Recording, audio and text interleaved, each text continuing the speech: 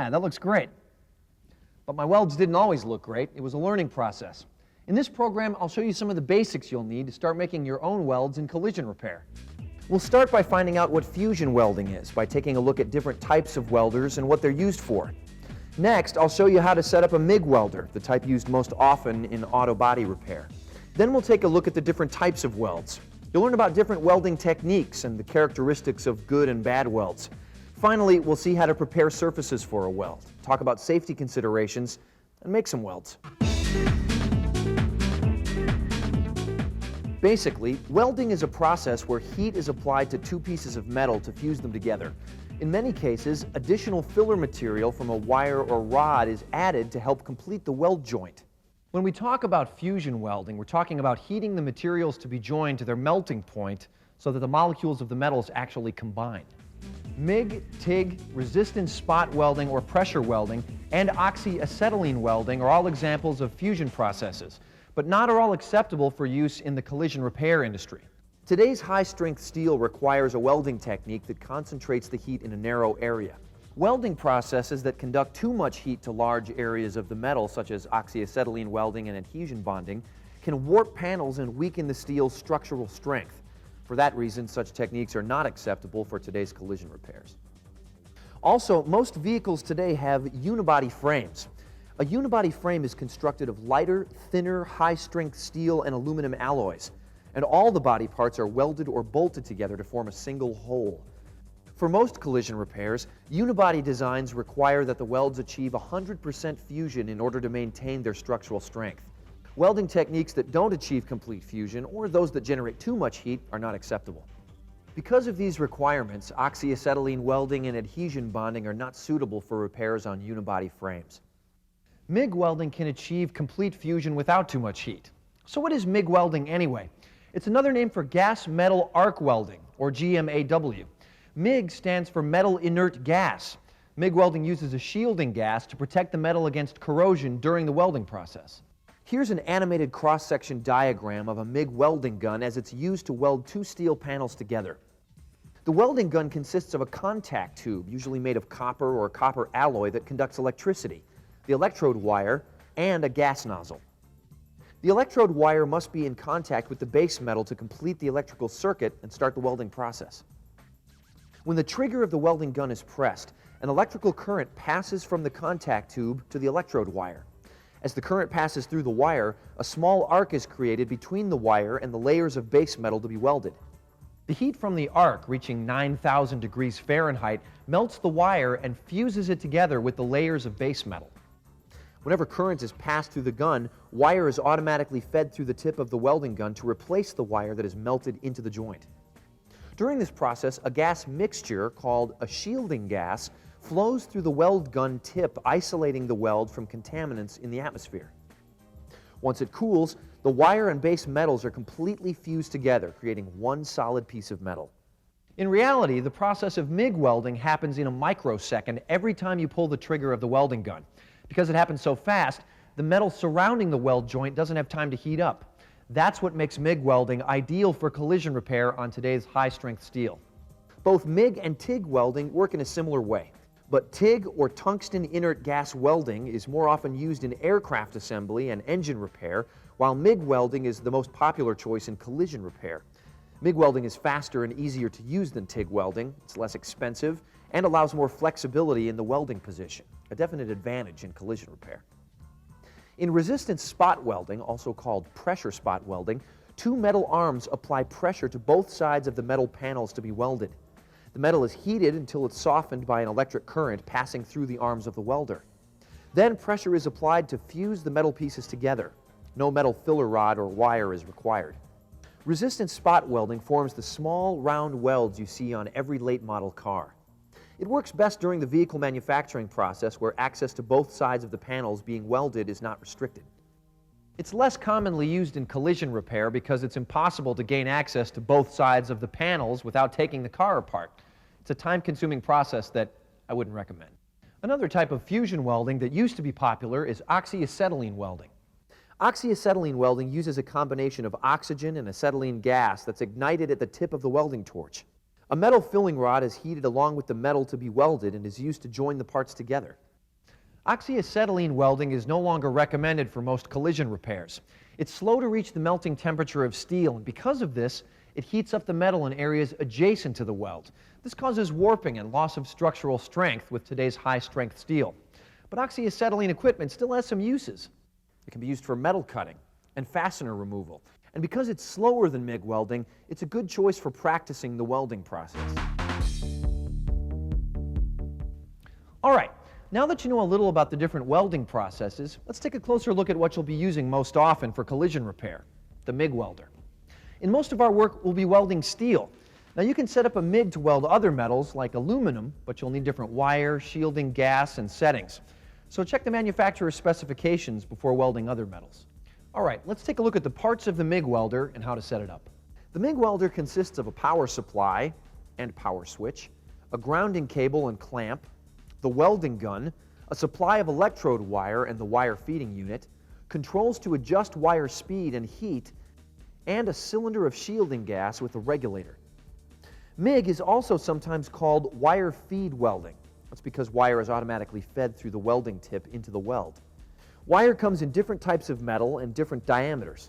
Choose the wire of the same material as the metal being welded. A common wire diameter used with MIG welders is 035. 023 to 035 is used on 18 gauge metal, and 030 is used on 22 gauge and heavier metals. Generally, 023 wire can be used on metals of all thicknesses and is the recommended size for most collision repair. This special wire made of high-grade steel alloy has a tensile strength of 70,000 pounds. As it melts, it fills in the joint and adds strength to the weld. Inside the wire compartment, you'll find a chart that gives you the settings and specifications you'll need to set up your MIG welder for 023 wire. Set up the wire feed mechanism as directed in the operating manual. Once you've set up your MIG for 023 wire, you shouldn't have to change it as long as you're welding high-strength steel panels. During a weld, wire and electrical current is fed into the weld joint through the welding gun whenever the gun's trigger is depressed. The wire stick out, also called the tip to work distance or contact tip height, is the length of the wire that sticks out beyond the gun's contact tip. The stick out should always be 1/4 to 3/8 of an inch beyond the end of the contact tube. There's also a gas nozzle that fits on the tip of the weld gun. The nozzle directs the flow of shielding gas to the weld. For most MIG welding, we use C25 shielding gas. C25 is a 75 to 25 mixture of argon and carbon dioxide. Argon is an inert gas, which means it doesn't combine readily with other elements. Because of this, the argon gas surrounds the weld and isolates it from contaminants in the surrounding air. The CO2 part of the mix actually combines with the steel in the joint and makes it stronger. Hook your gas supply to the welder according to the instructions in your operator's manual. There's a gas regulator on the gas supply that controls how fast the gas flow is. Set it as specified for your welder and 023 wire, usually between 25 and 30 cubic feet per hour. If you forget to turn the gas on, or if you run out of gas, your weld will look like this: rusty, porous, and weak. The gas makes a stronger, cleaner weld. On the front panel of your welder are some controls for wire speed and voltage.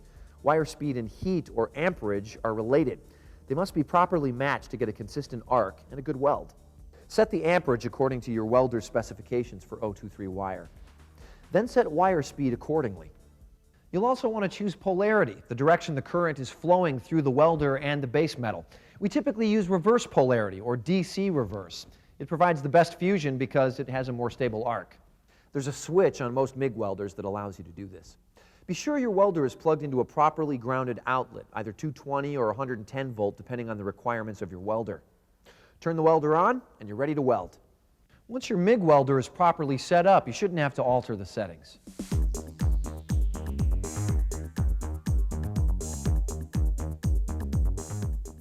Okay, now you know a little about how to set up the MIG welder and how it works. Let's take a look at the most common types of welds. There are 7 basic kinds: a tack weld, a spot weld, a plug weld, a butt weld, a reinforced butt weld, a lap weld, and a fillet weld. The weld you use is determined by a number of factors, including the location of the joint on the vehicle and whether the repair area is structural or non-structural. Let's take a look at each weld type.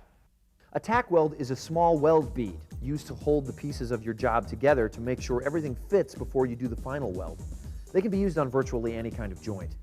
Once you're sure all pieces of your job fit together properly, tack welds must be ground down to make room for the permanent weld if they're on the front of the piece to be welded. If they're on the back, they can be left in place. The second kind of weld, the resistant spot weld, is made by holding the welding gun and resistor at a 90-degree angle from the base metals to be welded. A resistant spot weld fuses the top metal to the bottom without pre-drilling a hole, but it's difficult to maintain strength and consistency with resistant spot welds. A plug weld solves this problem. In a plug weld, a hole of about 8 millimeters, or a little more than a 1/4 inch in diameter, is drilled through the top layer of base metal to be welded. This layer is then placed over the second piece. The hole is filled in with short bursts. When you make a plug weld, you begin filling from the outside and work in toward the center. If you're welding 3 or more layers, holes are drilled in all layers except the bottom. The holes on each layer get progressively smaller to assure fusion of each layer. Simple butt welds are most often used in areas that don't require structural strength, for example, for sectioning repairs on rocker panels and doorposts. In a butt weld, 2 pieces of metal are butted against each other. A gap is left between the 2 panels of the approximate thickness of one of the panels being welded. This gap improves the strength and penetration of the weld. In a simple butt weld, the weld gun is held at a 90-degree angle to the panels being welded and moved along the joint to create one continuous weld. When more structural strength is required, you can use a reinforced butt weld. In the reinforced butt weld, 2 pieces of metal are butted up against one another, and an insert of the same metal is placed behind the joint to reinforce it. A continuous weld joint is then made down the face of the joint. But now the insert is fused to the 2 other panels, creating a much stronger joint. The next type of weld is called a lap weld. A lap weld is created when 2 pieces of metal overlap and are welded together, front and back. When doing lap welds, keep the gun at a 60 to 75-degree angle to the joint. With a lap weld, you can run a continuous weld bead or do spot welds along the joint. Sometimes, to keep the metal from overheating, you can stitch a weld together. In other words, you can create a continuous weld, but do it with pauses between welds to allow the metal to cool. A fillet weld joins 2 panels together at right angles to one another. It can be accomplished with a continuous weld bead or with a series of spot welds. You want to practice each of these different welds until you feel comfortable with them. Begin with a flat position. Flat welding is easiest because gravity helps pull the weld puddle down into the weld.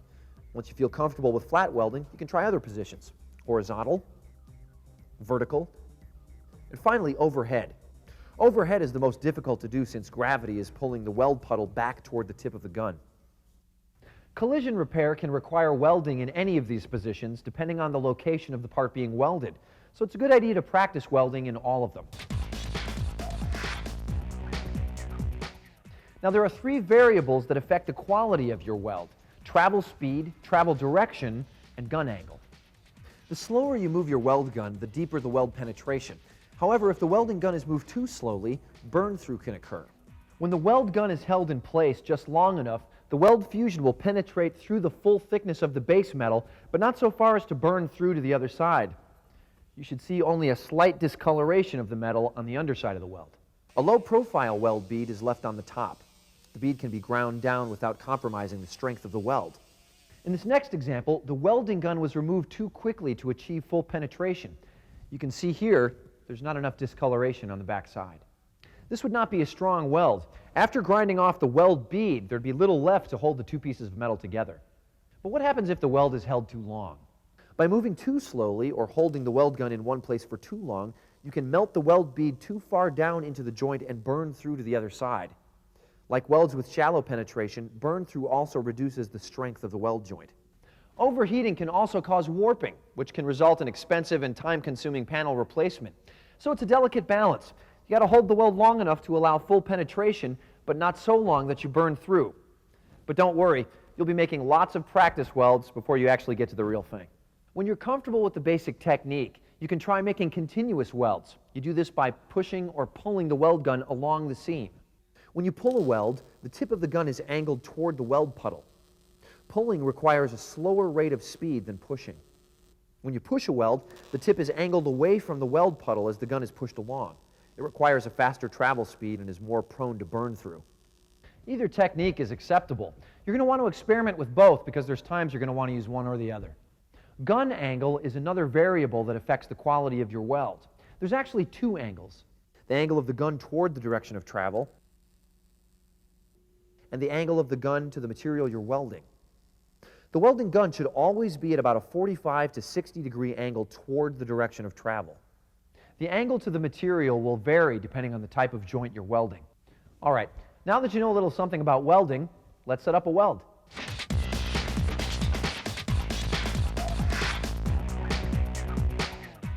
The first thing you do is prepare the surface of the panels to be welded. The surfaces must be clean, bare metal. That means removing paint, undercoatings, rust, dirt, oil, and grease. If welding surfaces aren't clean, any substance remaining on the metal will mix with the weld, resulting in a weak, defective weld. Apply a weld-through primer to the surfaces to be welded. This protects against corrosion in weld zones.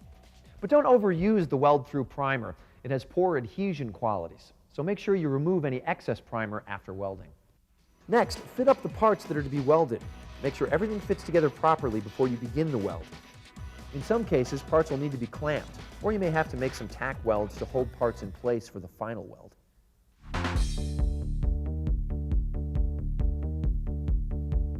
Before you weld, make sure you have the proper protection. MIG welders reach a temperature approaching 9,000 degrees Fahrenheit. They also produce ultraviolet light, the same light that causes sunburn. You must have a welding hood with a number 10 filter lens to protect your eyes against the ultraviolet light. Even limited exposure to the light from a welder can cause painful sunburn to skin and eyes. A number 10 is completely black. It's a little disorienting because it's impossible to see anything until you start welding. But now you can buy hoods with an automatic darkening option.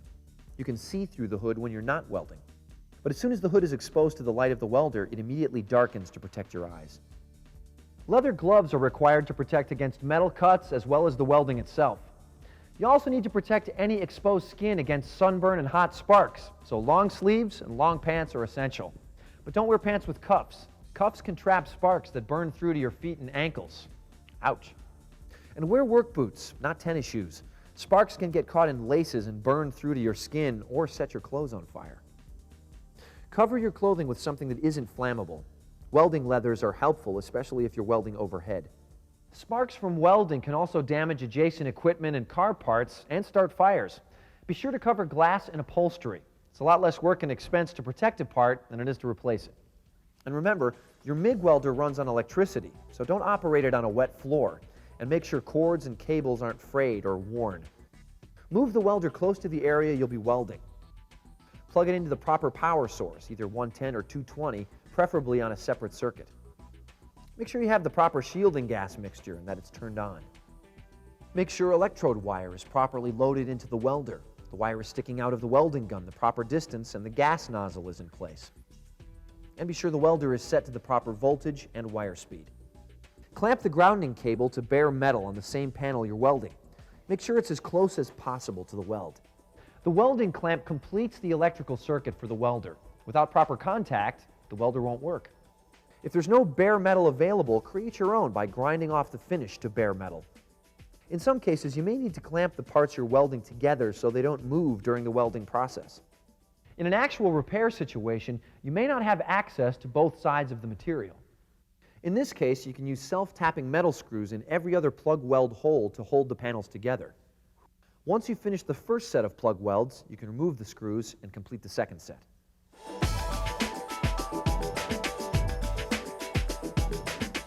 Before you ever weld on a vehicle, you should make a practice weld. The practice weld should be on the same material and in the same position you'll be using for the final weld. Here's our practice sections clamped together. We've drilled plug weld holes in the top layer of the base metal. Bring the welding gun up to the edge of the hole and pull and release the trigger. Each time you do this, you fuse together a small amount of the steel wire and the two layers of base metal. Continue working in short bursts, building up the weld around the edge and filling in toward the center. Your final weld bead height should not be more than 1/8 of an inch above the surface. When you've filled the hole, allow the weld to cool naturally. Don't use water or compressed air. This could cause cracking or weaken it. When the weld is cooled, inspect it. The weld should be clean with no rust or corrosion. The reverse side should show burn marks no more than 3/8 to 1/2 inch in diameter with no burn through and no more than 1/16 of an inch penetration. There's one more thing you should always do before you tackle your weld project: destructive testing. That's right, you need to destroy the practice joint you just made. A destructive test will show you the strength and penetration of your weld to see if you've done it correctly. Looks like I didn't. Use a hammer and chisel to pry the weld apart. You have a good weld if the metal from both pieces tears out like this. If the two metal pieces simply break apart with little or no tearing, you have a bad weld joint. Keep doing practice welds until you get consistently good welds. You only get one try on the vehicle. If you try to re-weld the same area, it weakens the metal. So, you need to get it right the first time. Once you've completed your practice welds, follow the same procedures you've just seen to complete welds on the vehicle. That's about it for this program. We've covered a lot of ground. You've learned about different types of fusion welding and what's most commonly used in collision repair. You've learned how to set up a MIG welder and how it works. You've seen different types of welds and welding techniques, and what constitutes a good weld. You've learned how to get ready for a weld repair by preparing the surface, doing fit-ups, practice welds, and destructive testing. And you've learned the safety precautions to take when you're welding. Like anything else, welding takes practice. Keep at it, and soon you'll be welding like a pro.